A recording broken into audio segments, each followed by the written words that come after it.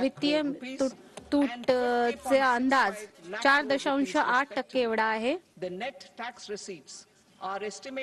अर्थसंकल्प अनुमान वर्ष 2025-26 उधारींच्या खेरीज एकूण प्राप्ती आणि एकूण खर्च क्रमशः आहेत 34.91 लाख तसेच 50.65 लाख कोटी रुपये एवढे असण्याचा अंदाज आहे.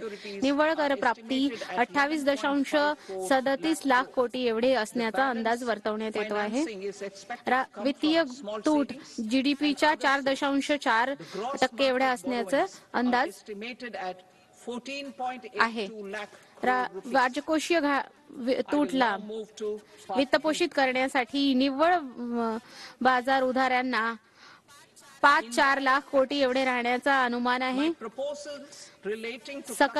सकल बाजार उधारी 14.82 लाख एवढे असण्याचा अंदाज आहे.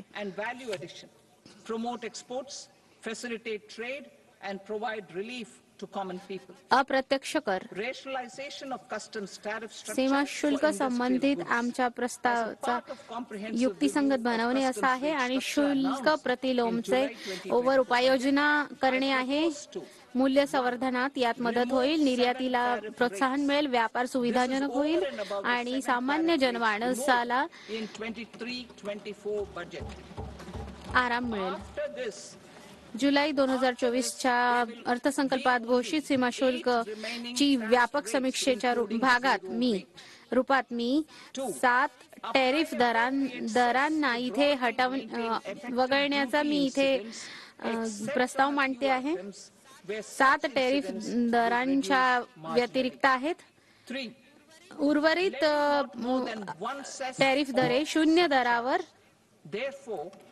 दुसरा,